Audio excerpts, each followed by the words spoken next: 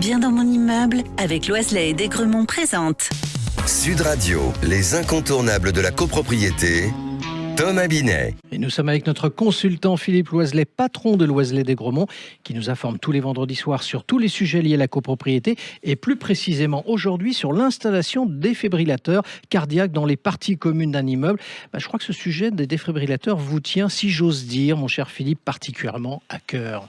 Effectivement, j'ai commencé à m'intéresser à cette question il y a une douzaine d'années lorsque j'ai pris conscience du début de l'installation à grande échelle de ces appareils dans les lieux publics, les centres commerciaux, mairies, salles de sport, alors que plus de 80% des accidents cardiaques ont lieu à domicile et que les appareils sont rarement accessibles en dehors des heures ouvrables. Installer les appareils dans les halls d'immeubles me semblait une solution utile à tous. C'est ce qui m'a conduit à créer l'association Les Défibrillateurs, qui agit pour la pose de ces appareils dans les immeubles. Mais alors en quoi les défibrillateurs dans une copropriété peuvent-ils être importants ?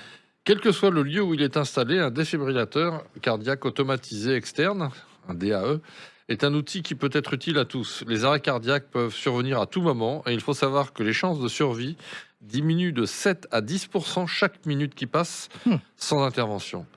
Dans ce contexte, la présence d'un défibrillateur accessible rapidement peut faire toute la différence et permet d'agir en cas d'urgence avant même l'arrivée des secours. Alors justement Philippe, est-ce que tout le monde peut utiliser un défibrillateur ? Est-ce compliqué à manier d'ailleurs ? Non, et la loi prévoit que tout le monde peut utiliser un défibrillateur, même sans aucune formation préalable. D'accord. Les défibrillateurs sont conçus pour être simples et intuitifs. Ils sont dotés d'un système vocal qui guide l'utilisateur étape par étape, de l'allumage à l'application des électrodes, et c'est l'appareil qui décide automatiquement et seul s'il doit délivrer un choc ou pas. Le défibrillateur ne se déclenchera que s'il détecte un arrêt cardiaque avéré. Il n'y a donc aucun risque de mauvaise manipulation.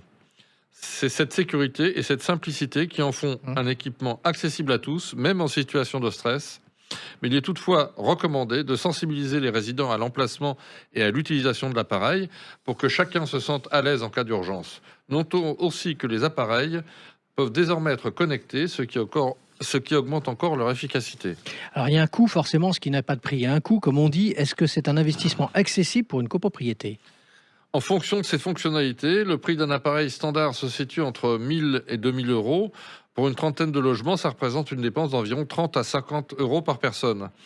La copropriété permet de mutualiser ce genre de dépenses. À ce prix s'ajoutent les frais d'installation qui dépendent du type du support choisi, intérieur ou extérieur, ainsi que des éventuels contrats de maintenance qui incluent généralement le remplacement des électrodes et des batteries qui doivent être remplacées tous les 4 ou 5 ans. Et quelles sont les contraintes, Philippe, à prendre en compte lors de l'installation d'un défibrillateur dans une copro ?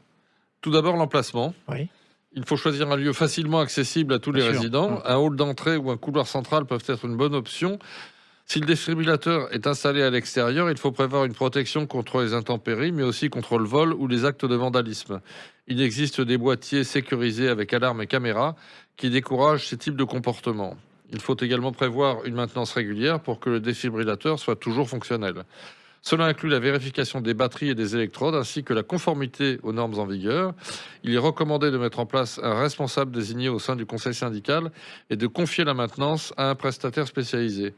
Il est également important de sensibiliser les résidents à la présence et à l'utilisation du défibrillateur. Bien que son utilisation soit simple, certaines personnes peuvent être réticentes à l'utiliser en cas d'urgence. Organiser une réunion d'information ou une démonstration de l'appareil peut lever ces craintes. Et est-ce que la législation impose l'installation de défibrillateurs dans les copropriétés ? Non. D'accord. Il n'y a pas d'obligation légale à installer un défibrillateur dans une copropriété et à titre personnel, je n'y suis pas favorable. Les obligations créent des frustrations et des tendances à vouloir les contourner. Une incitation serait été grandement préférable. Les gens préfèrent bénéficier d'un avantage que de se conformer à une obligation. Et quelle est votre conclusion sur le sujet, Philippe ?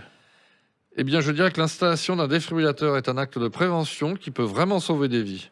Bien qu'il représente un investissement initial, les bénéfices en termes de sécurité et de tranquillité d'esprit pour les résidents sont inestimables. Mais pour conclure vraiment, je tiens, moi, à remercier les médecins qui m'ont apporté leur aide et leurs précieux conseils dans cette action, à savoir Emmanuel Jacquetti, Xavier Jouven, Alain Combe et Paul Dardel, ainsi que la société Sirenis. Merci à eux et surtout merci à vous, Philippe. On vous retrouve vendredi prochain pour un autre numéro d'Oser Investir, les incontournables de la copropriété. Et pour ce qui me concerne, je vous donne rendez-vous dimanche à 9h30.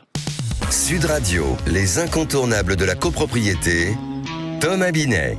Avec Loiselet et Desgremont, bien dans mon immeuble.